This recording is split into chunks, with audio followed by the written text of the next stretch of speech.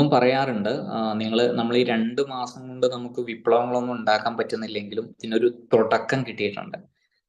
നിങ്ങൾക്ക് ജോലി വേണമെങ്കിൽ നിങ്ങൾ തന്നെ തയ്യാറെടുക്കണം എന്നുള്ളതാണ്. ഇപ്പം നിങ്ങളോട് കൂടെ ഞാനുണ്ട്. ഞങ്ങളൊരു ടീമുണ്ട്. അപ്പം നിങ്ങളൊരു എനർജി കുറയുന്ന സമയത്ത് നിങ്ങളെ തള്ളിത്തരാൻ ഒരാളുണ്ട്. പക്ഷെ എല്ലാ സമയത്തും ആളുണ്ടാവില്ല. ഉള്ള സമയത്ത് നിങ്ങൾ പിടിച്ച് കയറണം എന്നുള്ളതാണ് എനിക്ക് പറയാനുള്ളത്. പിന്നെ ഇനി നിങ്ങൾക്ക് വേണ്ടി കുറച്ച് ഇൻവെസ്റ്റ് ചെയ്യും. നിങ്ങൾ ഒരുപാട് ഇൻവെസ്റ്റ് ഒരുപക്ഷെ മറ്റുള്ളവർക്ക് വേണ്ടി കൊടുത്തിട്ടുണ്ടാവാം. ഇതിൽ ഒരുപാട് വീട്ടമ്മമാരുണ്ടാകാം. ഒരുപക്ഷെ ഈ ഒരു ക്ലാസ്സിന് മുമ്പ് നിങ്ങളുടെ ആഗ്രഹങ്ങളൊക്കെ ഉള്ളിൽ മാത്രം ഇങ്ങനെ നിൽക്കായിരുന്നു. ഒരുപക്ഷെ ഈ ക്ലാസ്സിൽ വന്നതിന് ശേഷം പല ആളുകളുടെയും പുറത്തേക്ക് ആഗ്രഹങ്ങൾ വരാൻ തുടങ്ങി. നിങ്ങൾ പഠിക്കാൻ തുടങ്ങി. ഇതിൽ ചില ആൾക്കാർ തുടക്കത്തിൽ ഒരു ആവേശം ഉണ്ടായിരുന്നു. പക്ഷെ ഇപ്പൊ അത് കുറഞ്ഞിട്ടുണ്ട്. അത് അങ്ങനെ തന്നെയാണ്. തുടങ്ങാൻ എല്ലാവർക്കും പറ്റും. പക്ഷെ അതിന്റെ അവസാനം വരെ പോവാന്നുള്ളതാണ്. ഞാൻ ഫോളോ ചെയ്യുന്ന ഒരു കാര്യം എന്താന്ന് വെച്ച് കഴിഞ്ഞാല്, പോസിറ്റീവായ തോട്ട് 5 സെക്കൻഡേ മനസ്സിലുണ്ടാവുള്ളൂ. ഇപ്പൊ ഞാൻ പറയും, ഇപ്പൊ നിങ്ങൾക്ക് തോന്നുകയാണ് ഇപ്പം പഠിച്ചാലോ? അപ്പൊ ഉള്ളിൽ തന്നെ വരും ഇപ്പൊ പഠിക്കണം. അപ്പൊ ഞാൻ ചെയ്യുന്നത് 5, 4, 3, 2, 1 ആക്ഷൻ. അത് ചെയ്യും. എന്നിട്ട് അതിന്റെ അവസാനം വരെ പോവും. ഞാൻ പറഞ്ഞു ഒരു ലിസ്റ്റില് നിങ്ങൾ ഉൾപ്പെടാനേ പ്രയാസം ഉണ്ടാവുള്ളൂ. പിന്നീട് അത് വന്നുകൊണ്ടേയിരിക്കും.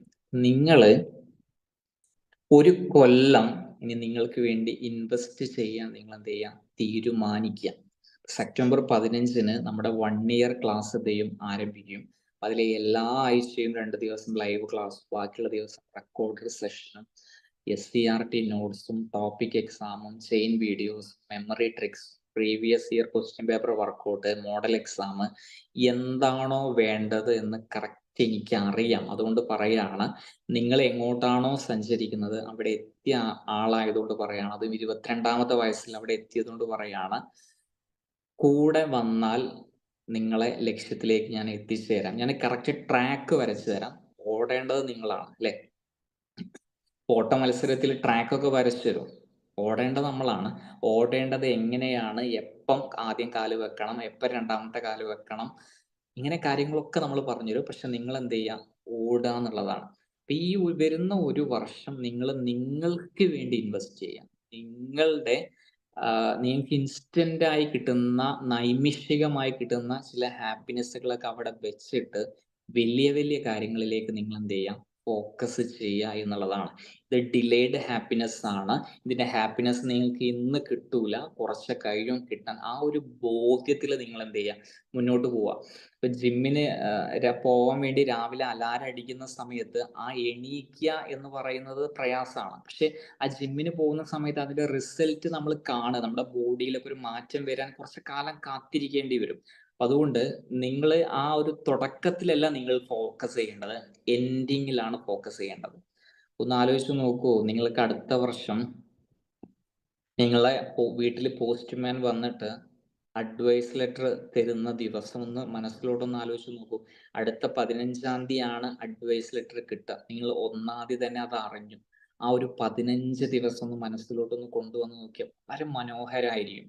പുതിയ ഓഫീസ്, പുതിയ വസ്ത്രങ്ങൾ ധരിച്ച് പുതിയ സർക്കിളിലേക്ക് നിങ്ങൾ സർക്കാരിന്റെ ഭരണ സ്ഥിരാകേന്ദ്രം തിരിക്കുന്നതിലൊരു അംഗമായിട്ട് നിങ്ങൾക്ക് എന്ത് ചെയ്യാൻ പറ്റും? മാറാൻ പറ്റും. It is easy to give example, it is difficult to become an example എന്ന.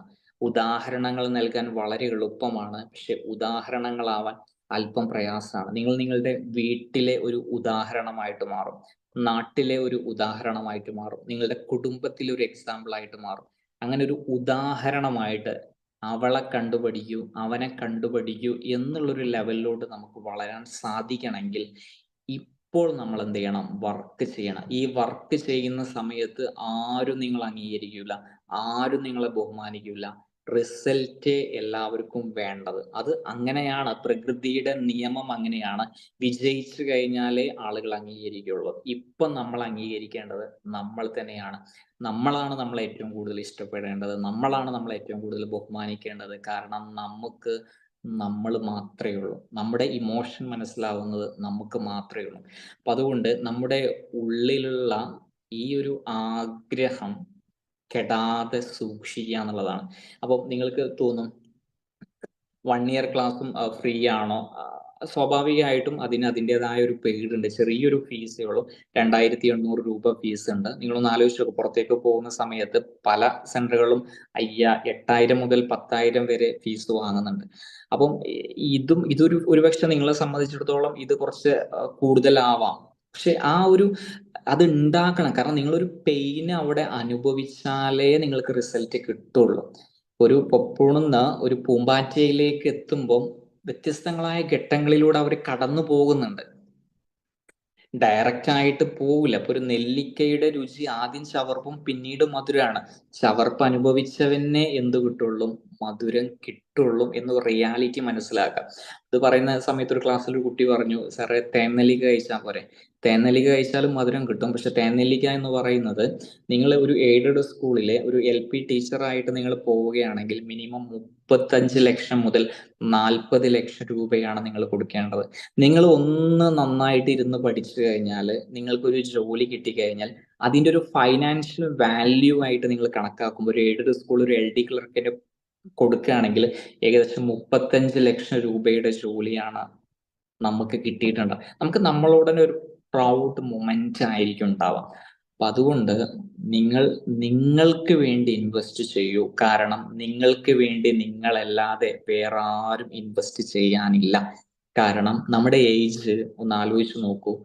ഒരുപാട് റെസ്പോൺസിബിലിറ്റിയിലൂടെ കടന്നു പോവുകയാണ് നമ്മൾ. അതുകൊണ്ട് നമ്മളെ ആരും നോക്കുന്നില്ല. നമ്മളെ നോക്കണം. ഹോർലിക്സ് എന്ന് പറയുന്ന ഒരു കമ്പനി മദർ എന്ന് പറയുന്ന ഒരു ഹോർലിക്സ് ഇറക്കിയിരുന്നു. അവര് പിന്നീട് അത് പിൻവലിക്കുകയാണ്. പിന്നീട് അത് ഇറക്കിയില്ല. അതിന്റെ റീസൺ എന്താന്ന് വെച്ചപ്പോ അവര് പറഞ്ഞത്, കേസ് സ്റ്റഡി നടത്തിയപ്പം ആഹ് ഈ അമ്മ എല്ലാ സാധനവും വാങ്ങി, മദർ ഹോർലിക്സും വാങ്ങി. ബില്ല് നോക്കിയപ്പോ 500 രൂപ അധികം വേണമെന്ന് പറഞ്ഞു. അപ്പൊ നോക്കിയപ്പം ഇതിന്ന് ഏതെങ്കിലും എടുത്ത് ഒഴിവാക്കണല്ലോ. അപ്പൊ അവരെന്താ ഒഴിവാക്കിയത്? അമ്മക്കുള്ള ഹോർലിക്സ് ഒഴിവാക്കി. ഹോർലിക്സ് നല്ലതാണോ ചീത്തയാണോ അതിലേക്ക് വരുന്നില്ല. പല ആൾക്കാരും അവരെ മറന്നിട്ടാണ് മറ്റുള്ളവർക്ക് വേണ്ടി ജീവിക്കുന്നത്. അതിലൊന്നും ഒരു കാര്യവും ഇല്ല ട്ടോ. നിങ്ങൾക്ക് ഈ വലുതാകുമ്പോ ഈ കുട്ടികൾ നിങ്ങളോട് പറയും, "അമ്മക്ക് അമ്മ"